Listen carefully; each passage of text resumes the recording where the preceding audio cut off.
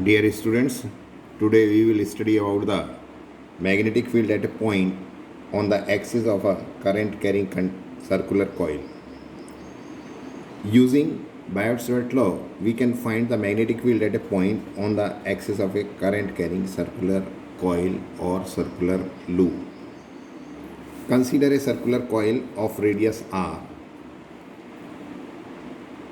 and with center O lying in free space and I be the current flowing through the circular coil in the direction shown in figure. Now this is a circular loop or circular coil carrying current I in this direction. Let its plane be perpendicular to the plane of the paper. The plane of the coil is perpendicular to the plane of the paper. P be a point on its axis where we have to determine the magnetic field due to current carrying coil. So on its axis, P be a point where we have to find the magnetic field. Now using Biot-Savart law, we can find the magnetic field due to a small current element. So in order to find the magnetic field at point P on the axis of this circular coil, we can divide this circular coil or circular loop in small elements. Say AB is one of its element, CB its center point. Its length is very small, that is dl. So in this manner we can divide the whole of the circular loop into small elements. Now we consider the two elements A, C, B of length dl, a similar current element A dash, C dash, B dash, just diametrically opposite. We will have an advantage when we take the diametrically opposite similar current elements. Let dB and dB dash be the magnetic fields at point P due to these two small elements ACB and A dash, C dash, B dash. That means at point P, the electric field due to this element ACB is dB, and due to this current element A dash, C dash, B dash, which is just diametrically opposite to this current element ACB, is dB dash. मतलब इसका ये हो गया कि जो ACB current element है, इसके कारण magnetic field at point P वो है dB, और जो current element A dash, C dash, B dash जो कि ACB के जस्ट डायमेट्रिकल अपोजिट है, उसके कारण मैग्नेटिक फील्ड है dB dash. So using Biot-Savart law, we can write the magnetic field, the magnitude of the magnetic field dB as mu naught by 4 pi ideal sine theta. Instead of sine theta, we can write sine 90, as the plane of the coil is perpendicular to the plane of the paper. So this angle theta will be 90 degree by r square. Mu naught by 4 pi ideal sine 90 degree by r square along perpendicular direction to the plane dl cross r. So it will be in this direction. If this is the plane containing the two vectors dl and r, then this will be the direction of the magnetic field in the direction of the pen, or this is the direction of the magnetic field. Similarly, the magnetic field dB dash due to this current element A dash, C dash, B dash is dB dash. So this will be equal to mu naught by 4 pi ideal by r square. Actually it is ideal sine theta. sine theta, theta is equal to 90 degree. So ideal sine 90 degree by r square. Now clearly the magnitude of dB and dB dash is same, mu naught by 4 pi ideal by r square, and their direction is not just opposite or not same, but they are inclined to the same angle with the horizontal or the perpendicular.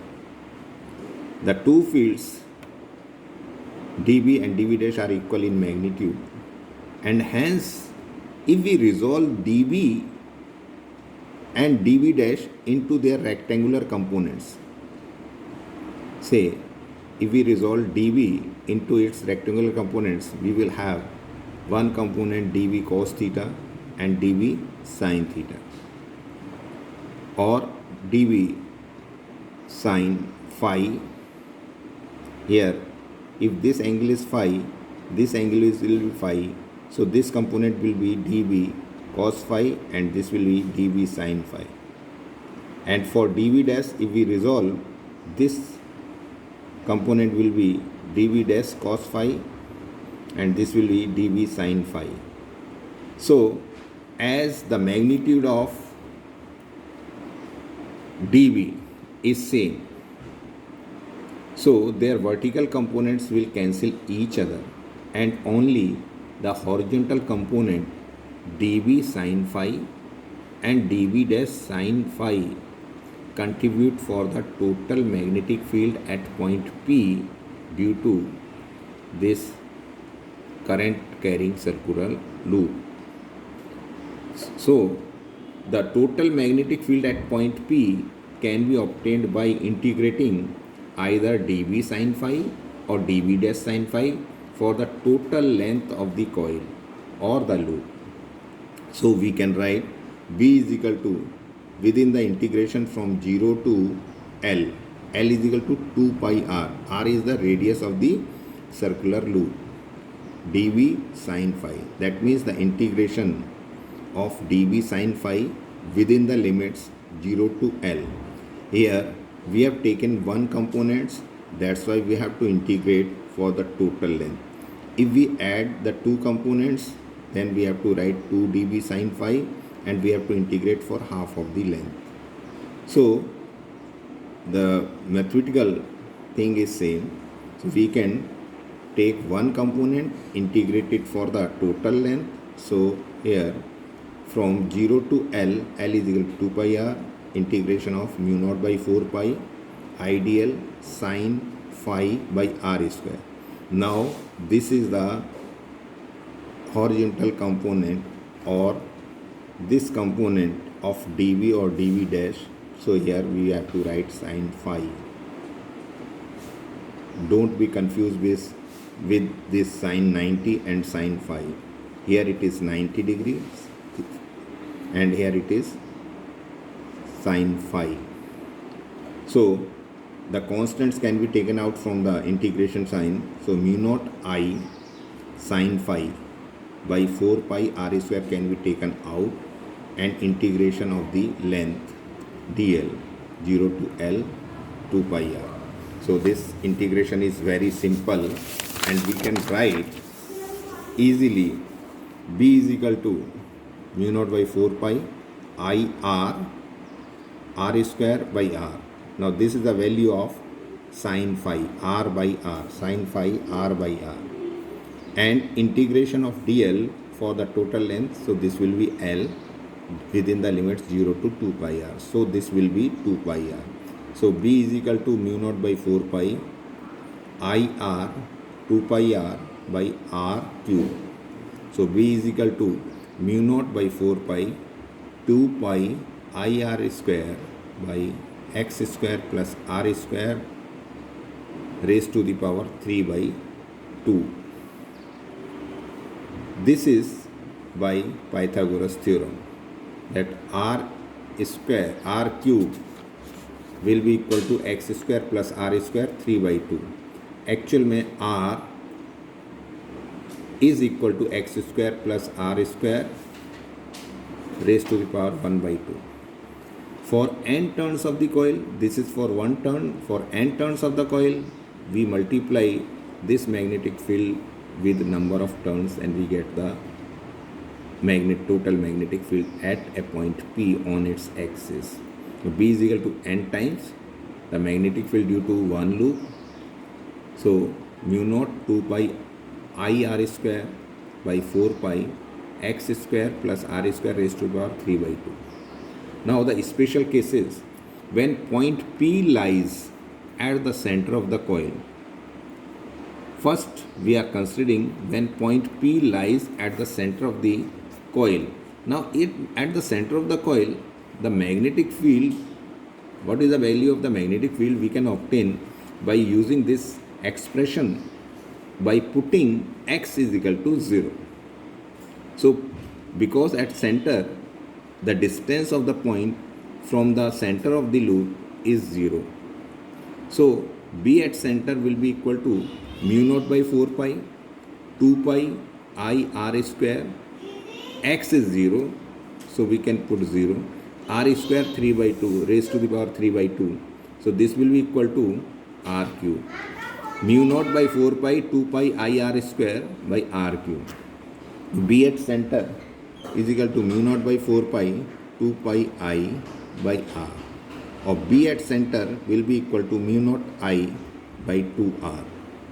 For n turns, B at center means magnetic field at the center for n turns, n times mu naught I by 2r.